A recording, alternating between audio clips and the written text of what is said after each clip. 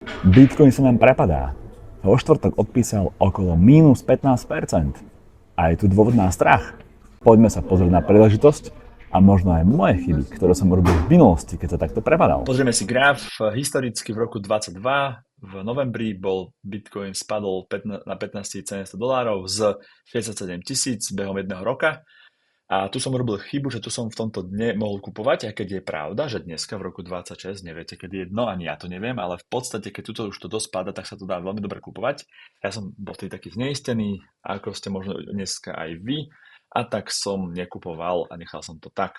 No a potom behom vlastne nejakých 2 rokov vyšplhal sa Bitcoin na 6-násobok z tých 15 na 72 000. No a viete dobre, že v oktobri bol už 100 nejakých 26 000 dolárov a teraz sme padli na nejakých 68 až 70 000 dolárov a ja si myslím, že sa blížime dnu, čiže teraz je Bitcoin lacný a nezopakujte moje chyby, postupne múdro nakupujte.